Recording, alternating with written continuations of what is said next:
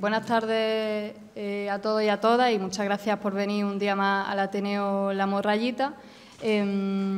Bueno, en el Ateneo quería comentar que es un espacio del Partido de Izquierda Anticapitalista Revolucionaria, un espacio donde celebramos una serie de actos y donde es un espacio también que se cede a organizaciones o asociaciones que lo necesiten. Y hoy, por cierto, pues bueno, nos ocupa precisamente el acto de hoy con Juan Pinilla, que presenta su libro Saramago, el Nobel de lo imposible. Con él inauguramos en su momento este espacio y con hoy cerramos lo que es el curso y los actos que hemos estado haciendo durante todo el curso, durante todo el año, donde hemos podido acoger a Miquel Ramos presentando su libro Antifascista, también a Oleguer y a Fonsi Loaiza para hablar del fútbol y su mercantilización y tener un pequeño debate en torno a eso. También hemos tenido a Xavier Arrizabalo para hablar de la situación de salarios e inflación y también a Vera Luque para tratar el tema del carnaval, sobre todo la historia del carnaval en Cádiz. Antes de empezar, quería comentar y animaros a todos y a todas vosotras a escribiros en una hoja que voy a pasar ahora, si eres tan amable.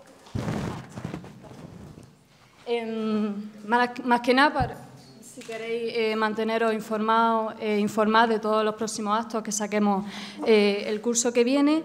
Y también me gustaría, como hacemos en todos los actos, recordar la 7ª Escuela Internacional de Verano que tenemos este verano, de los días 2 al 6 de agosto, que es un espacio que desde IZAR nosotras lo entendemos como fundamental.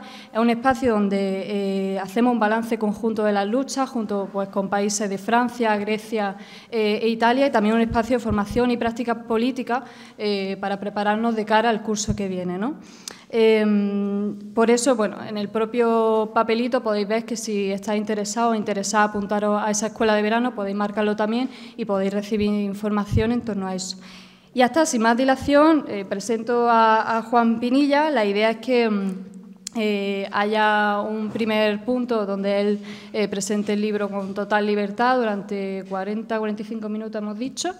Y luego pues poder dedicar una horilla a un debate o a realizar preguntas de quien esté interesado o interesada, ¿vale? Pues cuando quiera. Muchas gracias, compañera. Bueno, buenas tardes y un placer volver a este sitio y además encontrarme tantas caras conocidas, tantas caras queridas e incluso sorpresas, ¿no? Porque a veces se lleva una sorpresa te da la vida de gente que de pronto te aparece y que no te lo esperaba. Además, sois unas heroínas, unos héroes por estar hoy, un día como hoy, tan desapacible, aquí. Yo mismo me he llevado en el coche pues casi media hora y vivo en el Zaidín. La verdad que vengo a hablaros de algo que me apasiona. La otra vez es que estuve, que por cierto también fue un honor inaugurar este espacio político-cultural, la otra vez que estuve fue hablando de las voces que no callaron, del libro de Flamenco y Rebeldía, del compromiso político de los artistas flamencos y de las artistas flamencas, porque hay muchas mujeres en la historia del flamenco, pero que lucharon. Algunas de ellas murieron incluso, están en fosas comunes y otras de ellas tuvieron que exiliarse, ¿no? Y si aquello me apasiona, la verdad que mi otra gran pasión es la literatura, como lector empedernido que he sido desde que era prácticamente un niño. Es verdad que yo ahora lo pienso y mis amigos no sé cómo me aguantaban, porque yo debí ser un rarito de cojones, de la hostia, porque cuando no era el flamenco, lo estoy hablando que tenía 8 o 10 años, yo ya les decía que no, que a mí me dejé que yo voy a escuchar a Pepe Marchena. Decía mi amigo, Pepe Marchena, pero ¿ese quién es? Qué aburrido, decían, ya todos éramos chicos, imaginaros, ¿no? Vamos a jugar al fútbol, yo al fútbol. Poquito después empecé a decir que el fútbol era el opio del pueblo, como a los 10, a los 11 años, porque escuché una frase de Carlos Marx y yo se la atribuí al fútbol. Hoy día no pienso así, De hecho, me hubiera interesado mucho estar en la charla de mi admirado Fonsi Loaiza, lo que pasa es que me pilló ese día, creo que o en Madrid o en Barcelona. Pues fue cuando el Día de Andalucía, ¿no? O el entorno... El mismo día no debió Biosén. Por ahí. Bueno, estaba en Barcelona en cualquier caso. Sí. Quiero recordar que era por ahí, estaba en Barcelona. En fin, que es una alternativa desde la parte más izquierdista y más honesta también al fútbol, ¿no? A la parte comercial del fútbol que prácticamente lo copa todo. Entonces, como os digo, yo debí ser un niño muy rarito, a pesar de que también jugué a fútbol en la calle y de que, por supuesto, estaba en todas las dinámicas juveniles, pero es verdad que en la soledad de niño, que yo la buscaba y la procuraba, aunque jamás he conseguido en mi vida estar solo. De hecho, la única vez que me fui a vivir solo, se vinieron más gente a mi casa que cuando vivía compartiendo, y dije, total, vuelvo a compartir porque al final lo único que hago es pagar los gastos solo y sigo compartiendo. Y yo creo que me voy a pasar toda la vida compartiendo. De hecho, sabéis que han cambiado mucho esas dinámicas hasta tal punto que yo conozco amigos que están casados y viven con otros matrimonios para comprar, porque la cosa está tan sumamente cara y hasta que no vienen niños de por medio, la gente está compartiendo, como aquella serie famosa de Friends. El caso es que yo fui un niño que le robé muchísimas horas a la soledad, amparado en los libros, amparado en los discos de flamenco, pero fundamentalmente en los libros, porque el libro me ocupaba más tiempo, y recuerdo, yo estoy estudiando ahora literatura comparada, en otra carrera.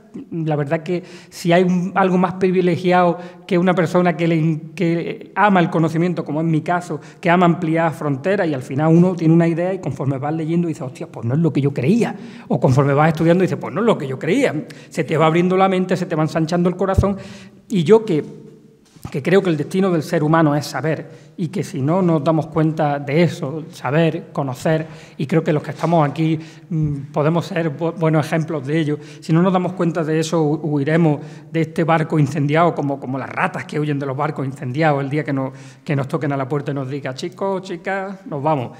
Creo que el destino del ser humano es saber, pues imagínense el privilegio que es para mí dedicarme a algo que me llena, como es la música, el flamenco, y que me permita, además, seguir cultivándome y tener tanto tiempo para mí. Yo que de niño, vengo de un pueblo, yo soy de Huetortaja, lo sabéis la mayoría, pues mi amigo era peor, porque mis amigos cortaban espárragos. Eso ha sido durísimo. O sea, yo recuerdo que a mi clase de octavo de GB, la mayoría ubicáis octavo de GB, ¿verdad? A lo mejor nos cuesta más la ESO. A mi clase de octavo de GB venían los niños de haberse levantado a las 4 y a las 5 de la mañana y venían sudando y venían a trabajar. Eso hoy día es impensable. Pero es que yo con 10 o 11 años ya trabajaba en la obra con mi padre. Imaginaros los peligros que hay en la obra. Y no, de verdad que al revés, no le echo nada en cara porque yo es cuando, si os hace falta que os ponga un techo de escayola, moldura, un arco árabe, arcos de dintel, los que queráis os los pongo porque aprendí el oficio de la escayola. Soy escayolista.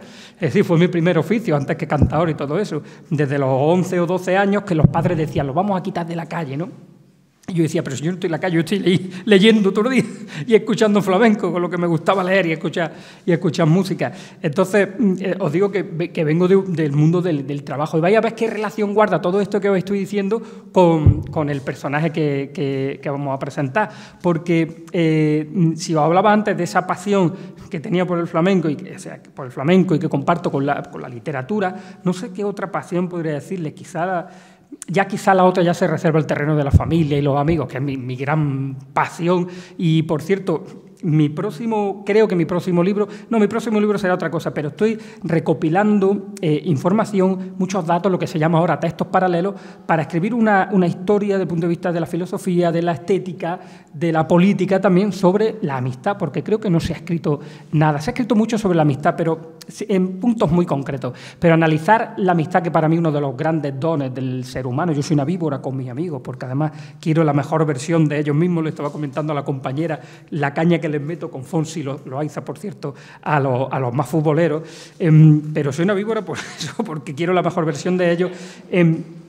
Creo que le voy a dedicar años a ese estudio porque estudiar la amistad y la importancia que tienen los seres humanos,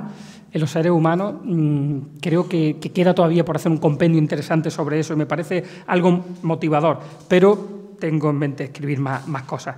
Pues bueno, les decía que mi gran pasión, el flamenco, la literatura.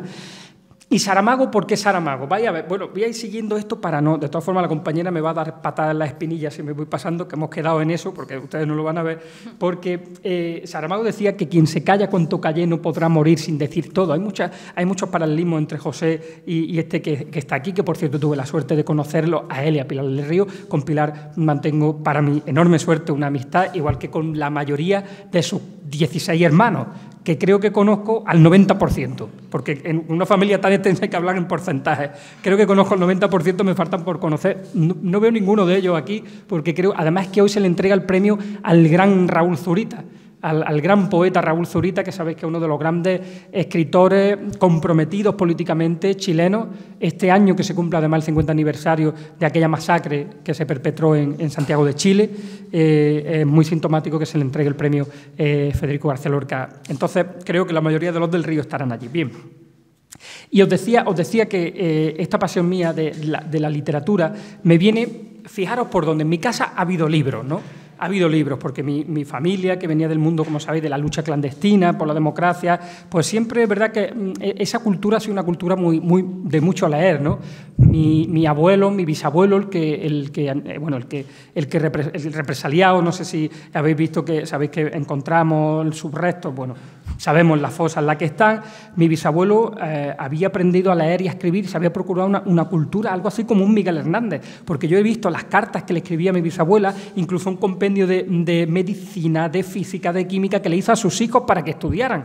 Y les decía: hijos míos, estudiar, que es un hombre y una mujer libres serán el día de mañana los que hereden la tierra, ¿no? Entonces, mi familia ha habido mucha cultura de leer desde una posición social de humilde, muy humilde.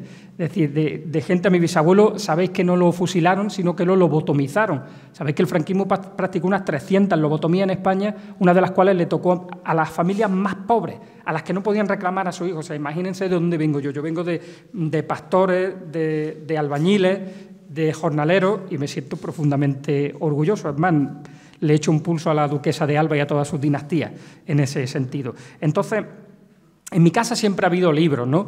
Recuerdo un libro que la historia me absolverá, algunos sonará, y recuerdo otros libros, uno de José Luis Coll, en fin, pero estaba también Federico García Lorca, Yerma, había muchos libros. Pero nosotros veraneábamos en Torre del Mar y seguimos veraneando. Torre del Mar es un pueblo de la costa de la Axarquía, donde veraneaban la mayoría de los hijos de la clase obrera de toda la Vega de Granada. Y allí nos íbamos desde muy pequeñitos, y mi enorme suerte, y esto entronca con esa historia de la amistad que os estoy diciendo, mi enorme suerte me puso en el año 89, cuando nace mi hermana pequeña. Fijaros si hablo ya de 34 años ya, ¿no? Claro, 34 años ya para 35, me puso delante a un amigo mío que entonces tenía 5 o 6 años, yo más o menos 7 u 8, y hoy día su hijo se llama Juan por mí y mi sobrino se llama Jorge por él. O sea, imaginaros qué clase de amistad llegamos a hacer. Y resulta que él veraneaba con sus abuelos, León y Teresa, a quienes siempre voy a recordar, ya no viven ninguno de los dos, y León era hermano de Antonio Buero Vallejo.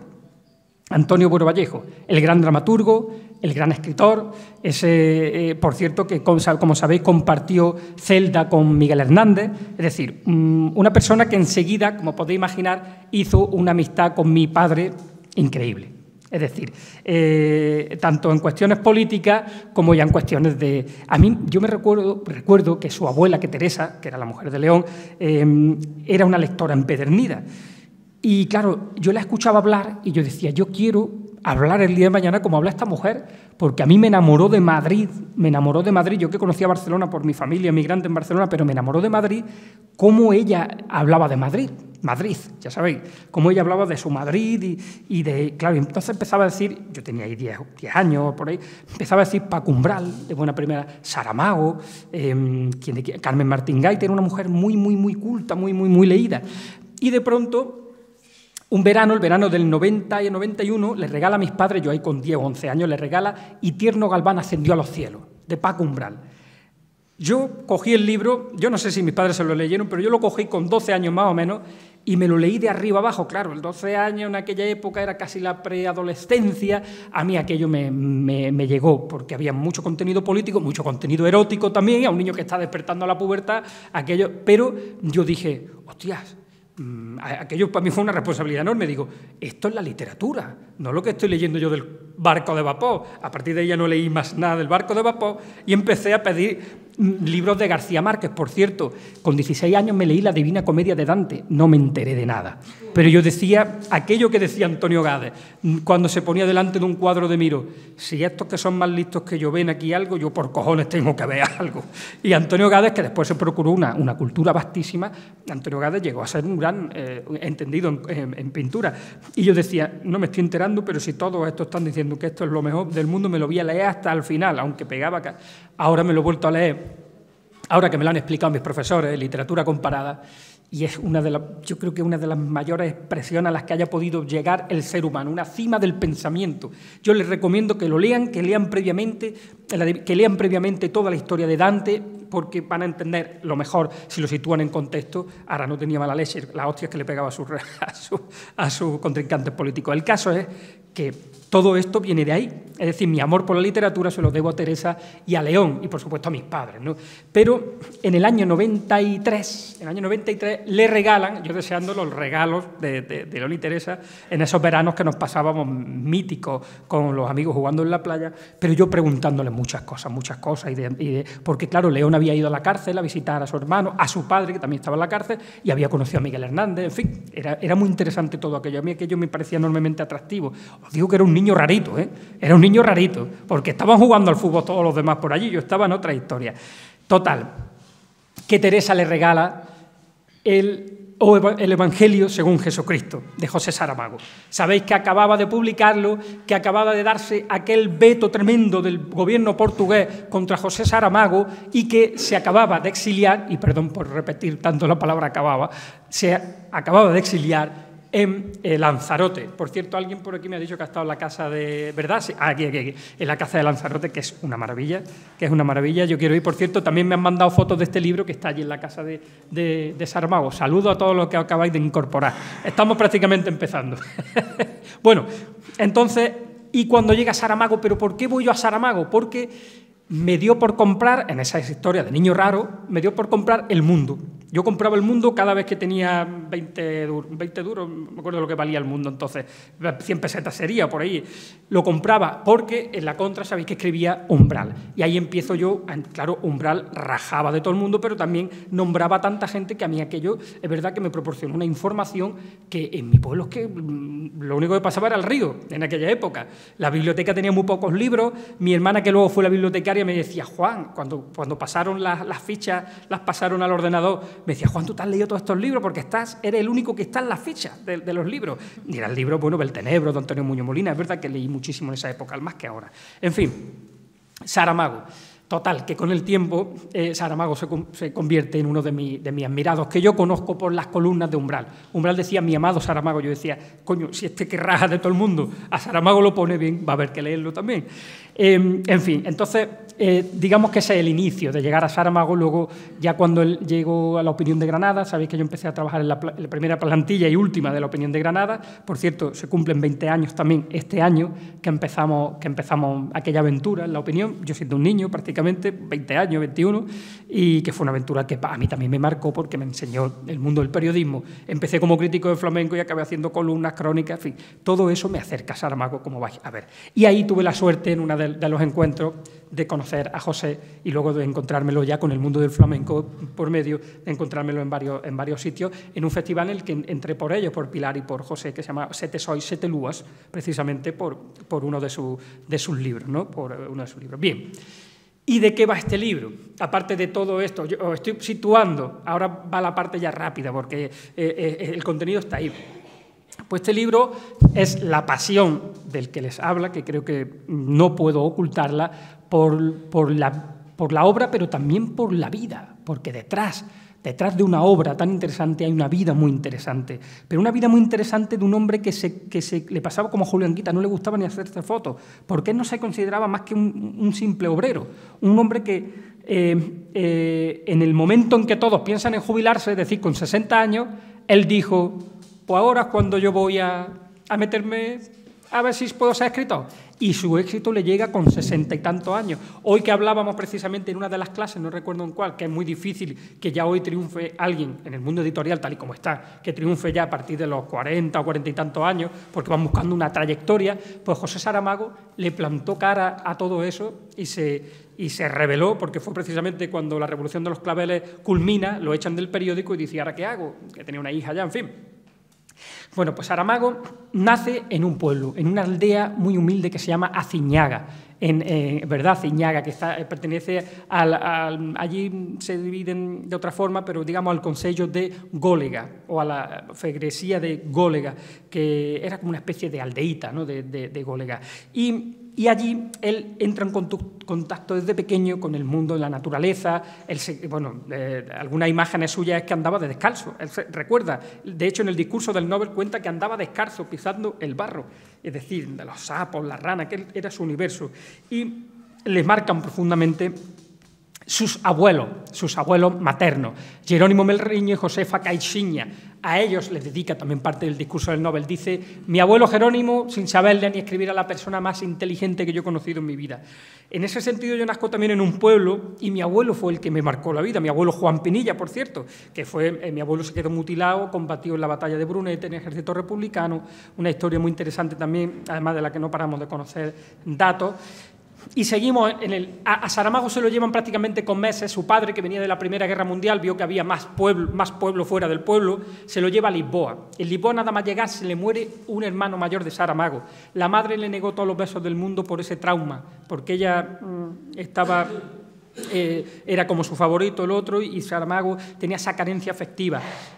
¿Sabéis por qué se llama Saramago? Supongo que algunos sí lo sabréis, pero él decía que era por el dios Baco. ¿Pero por qué el dios Baco? Pues porque cuando el padre fue a inscribirlo en Gólega, precisamente, el Silvino, que se llamaba, que era el funcionario, el que escribía, el que asentaba, como se decía antiguamente, el que asentaba a los niños en la partida de nacimiento, Silvino tenía una pedazo de borrachera, la más grande del mundo, que era en aquella época, imaginaros, año 1922, 22 nació de Saramago, pues fue el centenario el año pasado, por eso este libro.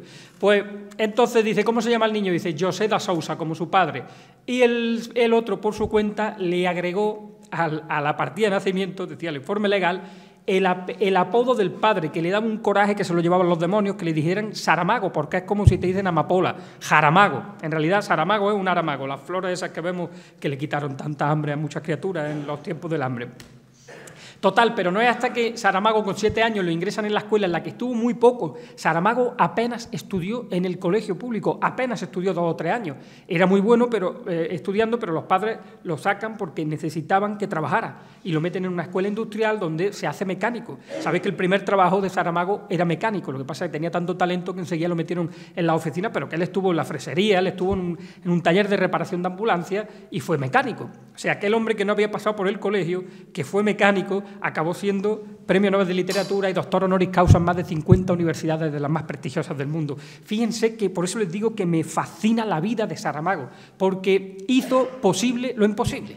Y a mí me parece que eso es un ejemplo que por todos los que venimos de familias sencillas, de familias humildes, un ejemplo que nos podemos llevar a mucha honra. Creo que nos representa a muchos, sin lugar a dudas, o que nos estimula a muchos. Bueno, pues lo sacan del colegio, enseguida se pone a trabajar y enseguida empieza. Claro, había una asignatura de francés y otra asignatura de literatura que a él lo llevan lo estimulan en la lectura. Entonces, claro, no tenía dinero para comprarse ni libros, lo cuenta en su biografía. Se iba a las bibliotecas públicas y en las bibliotecas públicas se hartaba de leer. Es decir, después del trabajo, después de los estudios, se hartaba de leer, leía. Era muy tímido, apenas tenía relación, apenas tenía amigos. ¿Por qué? Pues porque tenía un pequeño problema en el habla que luego se le corregía con el tiempo, como una tartamudez, en fin, se reían de él de pequeño y fijaros las vueltas que da la vida. Se casó muy joven con Hilda Reis, que era una fotógrafa. Bueno, aquí tenéis, por cierto, una foto de los abuelos que le marcaron tanto, Jerónimo y Josefa, no sé si se ve más o menos. Fijaros que gente más humilde, que ropas más humildes de esas personas. La Lisboa que él conoció de los años 60 estaba marcada por el reinado de Fernando Pessoa, qué duda cabe. Total, se casa en 1944, con 22 años, muy jovencito. y ya estaba trabajando, le habían dado un puesto, como era una persona de tanto talento, le habían dado un puesto en una correduría de seguros. Atrás habían quedado ya las freserías y todo eso, porque se había pasado a trabajar en algo que trabajaba también su mujer, que tenía que ver con los seguros. En 1947 nace su hija y había empezado a escribir. Y publica una primera novela, como leía tanto, publica una primera novela que se llama Terra do Pecado, Tierra de Pecado, pero que él, sin embargo, le quería llamar La Viuda, pero que el de la editorial que dijo, no, te lo vamos a publicar nosotros, le dijo, Tierra de Pecado me parece más interesante. Total, que lo publica así, tiene cierto reconocimiento, en la segunda novela quiere publicarla, le dice el de la editorial que no le interesa, y a partir de ahí hay un silencio de 20 y tantos años. Deja de escribir por completo. ¿Pero qué ocurre? Pues que Saramago entró después a trabajar en una editorial y como era, insisto, una persona de tanto talento que no paraba de leer, de formarse. Por cierto, empezó a traducir también. Sabéis que mi primera carrera es traducción e interpretación. Por eso digo que tengo tantas similitudes con José que a mí me tocó el alma. Alguna vez tuve la oportunidad de contárselo. En ese sentido, había empezado también a traducir porque el dinero que ganaba no era para tanto y tenía una hija ya, su única hija, Violante Saramago, como ya se llama. Pero Nathaniel Costa, que era el director de la editorial en la que trabajaba, lo llaman como embajador y le cede su puesto a José Saramago, con lo cual se mete de lleno en el mundo editorial y ahí trabaja durante 20 años, pero aquello le permite también conocer a grandes autores y a la vez seguir traduciendo y seguir formándose como gran lector. Por cierto, en los años 60, viniendo de donde viene, empieza a militar en el año 1962 en el Partido Comunista Portugués. Y comienza también una historia que forma parte de su biografía, además con mayúsculas, porque sabéis que prácticamente toda su obra tiene un componente de desasosiego, como él dice, muy, muy importante, ¿no? En el que pretende de alguna manera levantarnos esa chispa, esa llama, que pensemos, colocar una interrogación permanente en todos nosotros. Total, que ya empieza a escribir también en periódicos, empieza a trabajar en periódicos porque como escribía también, algún compañero le sugirió y en el Diario de Lisboa le dan una columna y empieza a hacer ya opiniones literarias, pero opiniones también políticas. La política que permitía la dictadura, primero de Salazar y posteriormente ya de Marcelo Caetano a partir de, creo que 1968, ¿no? Cuando cae enfermo Salazar y entra este. Bien. Y empieza a publicar ya tímidamente algunos poemas. Estamos hablando de más de 20 años de silencio, un poco bosqueado por aquella editorial, pero también dijo, no tengo nada que decir. ¿Y qué ocurre? Pues que publica probablemente Alegría, que es una recopilación de escritos, y O Bagagem do Viajante, que es el equipaje del viajero, también lleno de artículos. Y llega la Revolución de los Claveles. Llega la Revolución de los Claveles, él estaba ya tan significado políticamente, había hecho tantas columnas críticas con el régimen que le llegan informaciones de que lo iban a detener, como a tanto estaban deteniendo, y se viene a Madrid. Pero otras informaciones que le llegan estando en Madrid, poco antes de que se sucediera el 25 de abril, lo llevan de nuevo a Lisboa. Y en Lisboa, trabajando en la redacción del periódico, es donde se da la Revolución de los Claveles y él, por cierto, en el nuevo gobierno tiene ya un puesto como director del diario de noticias. Pero ¿qué pasa? Que cuando el diario de noticias, cuando termina la Revolución de los Claveles, lo echan del trabajo y se queda nuevamente en el paro. Y ahí tiene ya 63 años. Es decir, cuando todo el mundo piensa en jubilarse. ¿Y qué dice Saramago? Pues ahora me toca a mí. Y como el Quijote, vosotros, si habéis leído el Quijote, habéis visto esa parte en la que dice, además lo dice Miguel de Cervantes de una manera muy sencilla, pero en realidad yo creo que en la síntesis, el resumen, le dice, y comenzó a caminar. Es decir, y empezó a andar. Ahí tienen al hidalgo de Don Quijote de la Mancha, para el que no estaba escrito nada de lo que después ocurre, pero simplemente comenzar a caminar ese camino machadiano y se mete ya de lleno en toda la fantasía, en toda la aventura. Y aquí empieza la aventura de su vida. Publica su primer libro, Manual de Pintura y Caligrafía. Por cierto, imaginaros, para escribir el libro me he tenido que leer toda la obra de Saramago. Imaginaros lo que me ha pesado. Ha sido de verdad una de las experiencias más bonitas y gratificantes de toda mi vida. Manual de pintura y caligrafía, muy interesante. Es una especie de novela de artista, muy interesante. No voy a hacer spoilers. Me han criticado mucho la gente que hago spoilers de todas las novelas. Voy a pasar por alto el spoiler. Diré 4 cositas. Y tiene un exitazo tremendo, De pronto todo el mundo dice, José Saramago, el que conocemos de los periódicos, es un pedazo de escritor. Bueno, ¿qué ocurre?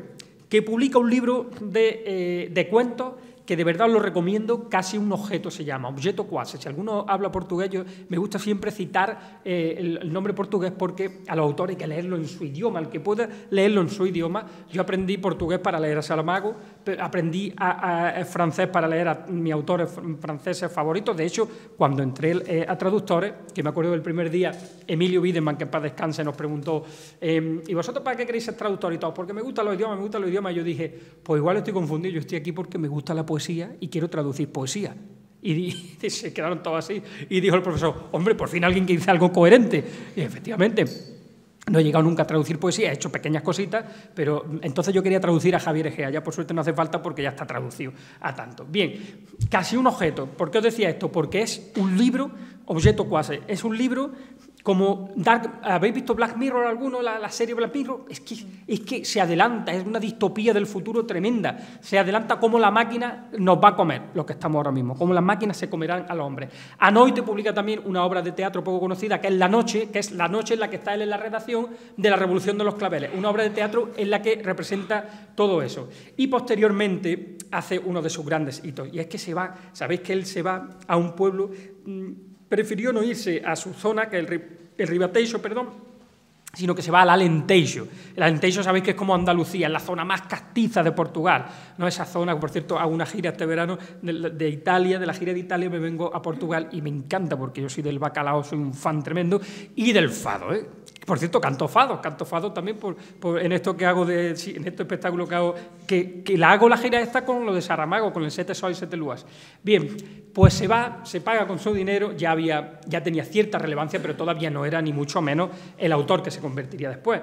Y se mete en una aldea muy pequeñita, en la cooperativa Boa Esperanza de Montemor o Novo, una aldea muy pequeñita, y empieza a pegar el oído a los dichos, a los comentarios de la gente más castiza, más de pueblo, de esa gente que decía Federico que tenía cultura en la sangre, ¿no? Entonces se empapa de todo eso y escribe, ahora sí le llega una consagración nacional y prácticamente internacional, Levantando del suelo, que sabéis que es la historia de una familia desde los años de la República y la dictadura hasta la Revolución de los Claveles. Muy interesante, una familia jornalera, campesina, es increíble ese libro. Bueno, ahí ya sí que ya Saramago ya empieza a hacer la entrevista, empieza a ser reconocido, todavía en los límites nacionales, pero empieza a ser muy, muy conocido. Y llega un libro de viajes que es Viaje a Portugal, que es maravilloso, como el viaje tal Alcarria que hizo Camilo José Cela, que no es un libro de que vaya a consultar para ir de viaje, es un libro profundo donde te mete en los rincones, penetra en los rincones más ocultos de Portugal, y posteriormente vendría Memorial del Convento, que esto es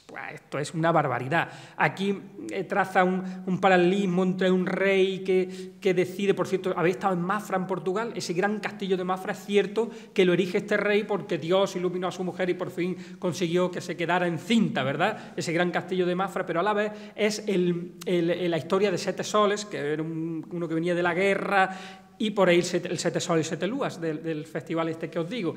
Y también es la historia de un fraile, que es cierto todo eso, que fue uno de los primeros, de los pioneros de la aeronáutica, es decir, que inventaba pasarolas, que por eso la pasarola también representa tanto el universo saramaguiano. Y Memorial del Convento sí que lo consagra, empieza aquí a recibir ya los primeros premios, los premios de la crítica. Y ahora llega ya el año de la muerte de Ricardo Reis. ¿Quién es Ricardo Reis? Es uno de los heterónimos de Fernando Pessoa, que es uno de sus grandes maestros. Fernando Pessoa, sabéis que es el gran escritor portugués, sin duda anterior a José Saramago. Y bueno, la vida de Ricardo Reis es muy interesante. La verdad que es muy interesante también. Me muerdo la lengua por no contarlo, porque luego me regañáis. Y luego otro libro que sí que lo recomiendo, sobre todo a nosotros desde aquí, que se llama La balsa de piedra, y en el cual manifiesta su iberismo. ¿Sabéis la postura iberista, lo que dice, no? Que nos tenemos que separar, ¿qué es lo que cuenta aquí? Que se rajen los Pirineos, que nosotros pertenecemos más a los pueblos de Iberoamérica y a los pueblos africanos que no tenemos nada que ver con el continente. Eso es lo que plantea Saramago y, entre otras cosas, por cierto, el libro empieza así: un terremoto que abre una pedazo de grieta por los Pirineos y la balsa de piedra en la península ibérica nadando por mitad del Atlántico hacia Latinoamérica. Se imaginaron, ¿no? Y todo lo que ocurre, pero es una lectura alegórica interesantísima. El iberismo también plantea que Portugal y España, por esos nexos comunes que tienen, deberían ser una única nación, con sus gobiernos, por supuesto, pero ser una única nación en el encaje de la Europa moderna. Y ahora llega una parte del libro que me encanta, y es: ahora llega Pilar, porque hay un antes y un después de José Saramago con Pilar. Ocurre también con Miguel Hernández, si se fijan, tuvo mucha influencia Josefina, no ya solo influencia artística, inspiración, sino de ser la gran salvaguarda de la obra de su marido, ¿no? Y de saber valorarla y demás. Pero llega Pilar del Río.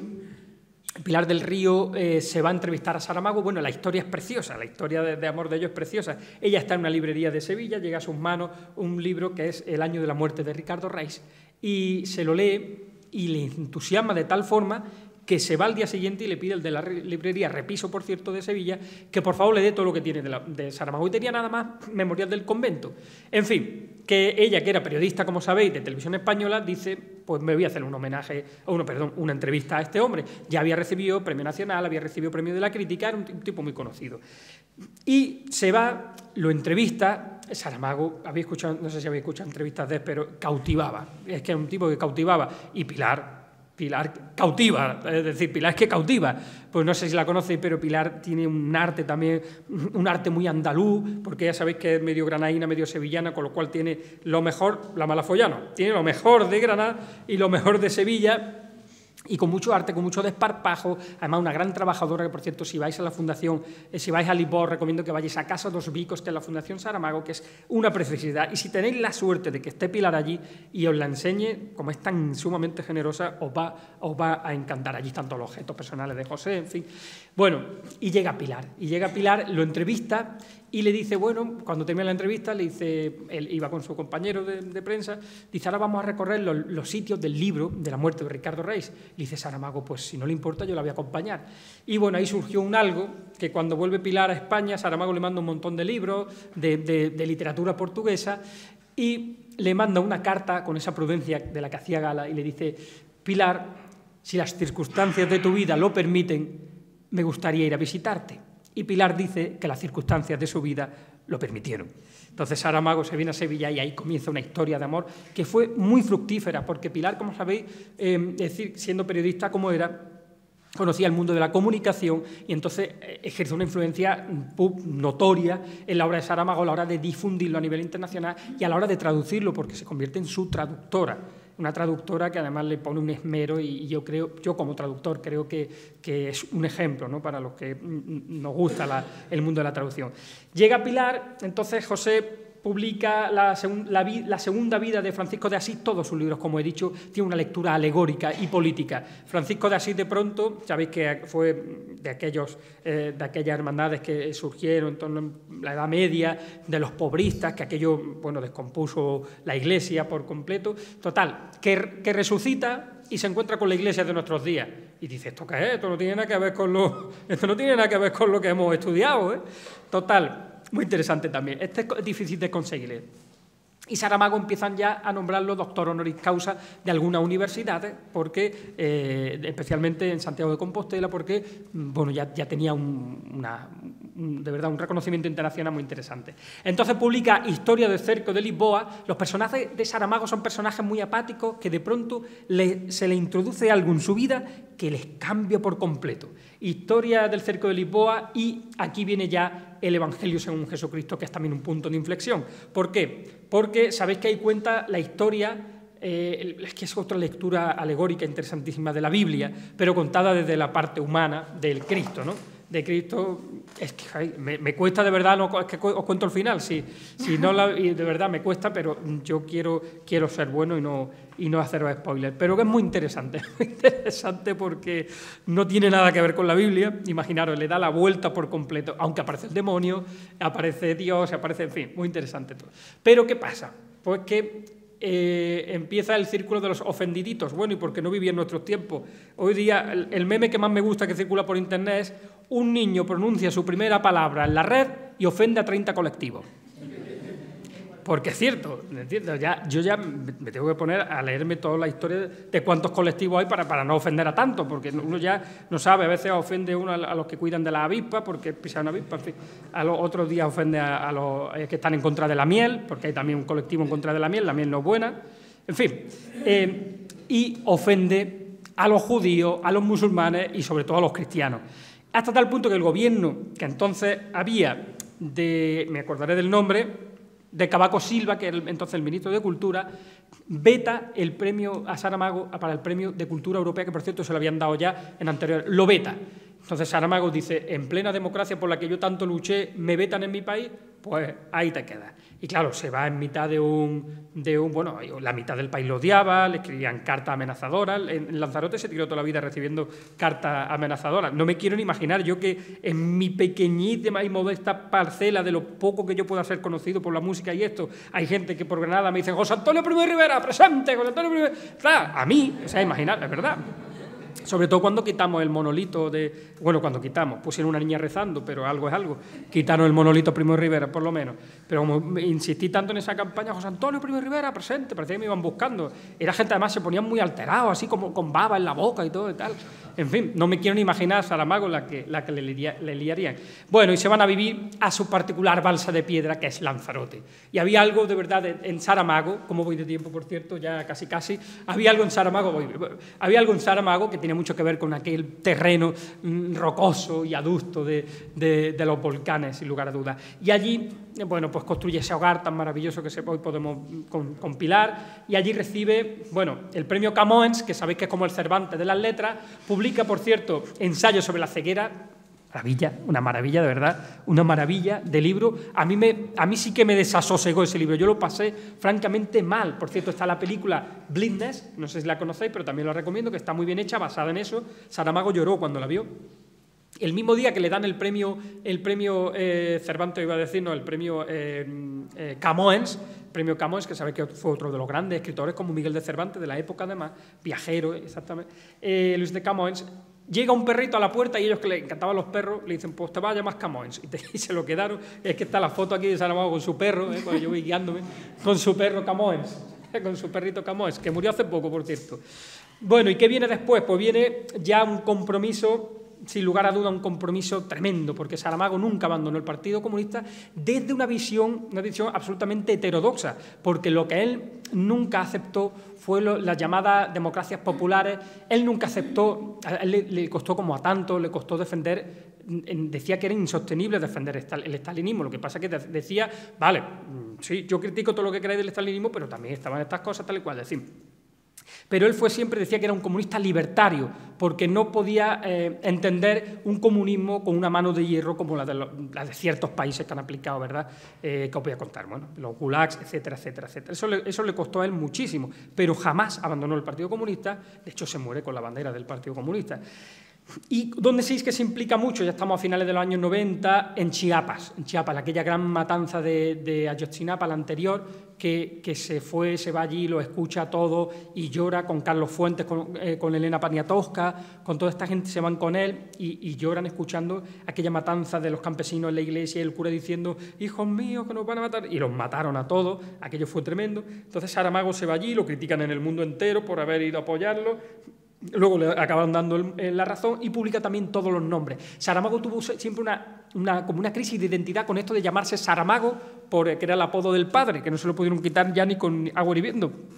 Y sin embargo luego le gustó un apodo tan tremendamente bueno, dulce y humilde, acabó siendo pronunciado por idiomas de todo el mundo, ¿no? En el mundo entero.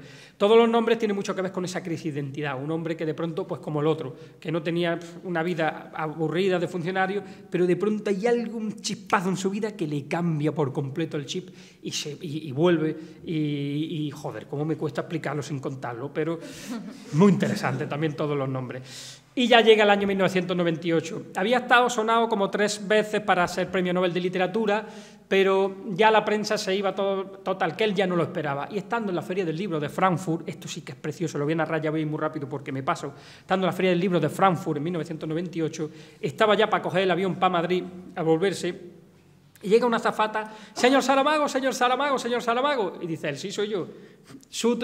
El teléfono, no había móvil entonces, que leche, pero un teléfono de esos que tenía en el aeropuerto, y dice que era su editor diciéndole, vente corriendo para la Feria del Libro, que está toda la prensa aquí porque te han dado el Nobel de Literatura.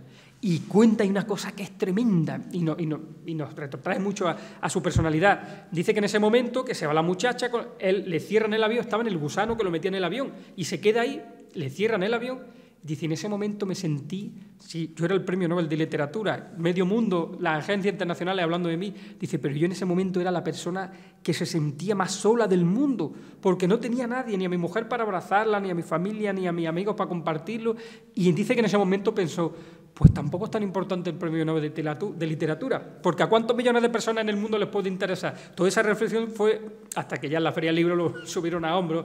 En fin, imagínense. A partir de ese día, bueno, no tenemos tiempo, pero el hombre más sabio del mundo que he conocido en toda mi vida no sabía leer ni escribir, dice en referencia a su abuelo. Así empezó el discurso del Nobel reivindicando sus orígenes humildes.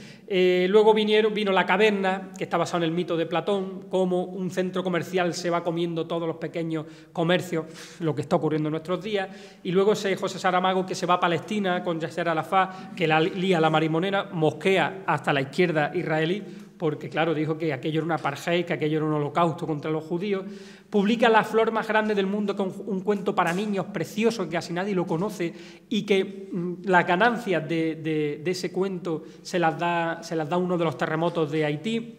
Publica El hombre duplicado, que tiene mucho que ver con el doble de Dostoyevsky, con ese mito del doble que está en el cine y que está en la literatura. Ensayo sobre la lucidez, ahora que vienen las elecciones, de pronto lo mismo que una epidemia de ceguera, una epidemia de lucidez, y casi todo el pueblo vota en blanco. ¿Qué pasa? Aquí Saramago critica la democracia, de hecho los protagonistas son gente de derecha, y criticaba un poco también a la izquierda por haber estado tan dormida, por haberse vendido, ojo, Saramago fue sumamente crítico con la izquierda, era muy, muy crítico con la izquierda.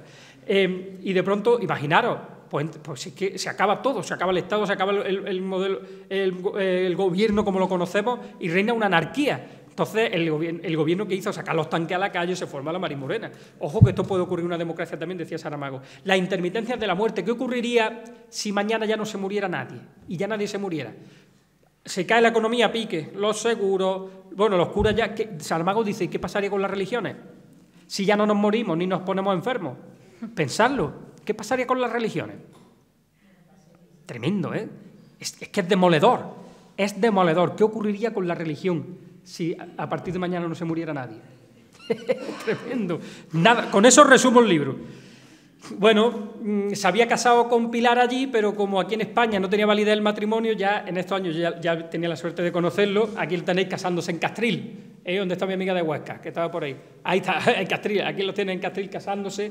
Esto ya estaba yo en el periódico La Opinión, me acuerdo de ese día, además, se ven a todos los hermanos por ahí detrás, y publica Las pequeñas memorias, ya sus pequeñas memorias, que es su vida desde pequeño, muy, muy interesante también el libro, porque es la historia de El viaje del elefante, que es una obra maestra, qué cosa más bonita, y Caín, que es otra de las novelas las que recupera ya estoy terminando, que recupera un mito bíblico. O sea, de pronto Caín, sabéis que Dios lo condena a vagar por la tierra después de que hizo lo que hizo Caín, pero de pronto en ese vagar por la tierra resulta que Caín descubre que tiene el poder mágico de irse a momentos determinados que ocurren en la Biblia. Por ejemplo, se va a la Torre de Babel o a Sodoma y Gomorra. Y Caín dice, yo he matado a mi hermano, pero es que es Dios el que está matando a sus propios hijos y aquí han muerto más de 100.000 personas. ¿Qué tipo de Dios? O sea, Caín empieza ahí a reflexionar, a mí Saramago te pega una hostia aquí tremenda. O sea, yo que me he leído la Biblia también con esta cuestión de ser rarito y de leer y tal, es que increíble, ¿no?, cómo te da la vuelta. Y Saramago finalmente empieza a apagarse y se va de esa forma. Se va de esa forma que, por cierto, fijaros, no sé si lo veréis, pero le cantan el Grándola Vila Morena, Grándola Vila Morena, terra da fraternidade, o povo que máis ordena, dentro de tiosidade. Eso se lo cantaron en su entierro, porque sabéis que es el himno de... Y, por cierto, las cenizas de Saramago están enterradas en un olivo milenario que hay, que se lo trajeron de Aciñaga y está en la puerta de la Casa dos Bicos de allí, de Lisboa, que es esta, por cierto, es preciosa, allí en el mismo puerto de Lisboa. Yo os recomiendo que vayáis. Y, en fin, la Casa de Saramago de Lanzarote, la Fundación José Saramago, todo lo que han ido publicando, Alabardas, Alabardas es lo que dejó escrito antes de morir, y esta es mi foto con José Saramago. Y que antes se la quise yo enseñar a alguien, fijaros, tenía el pelo largo yo ahí, cuando quería ser flamenco. Ahora ya como me conformo con ser palmero. Y bueno, y hasta aquí el libro. Ahora os toca a vosotros.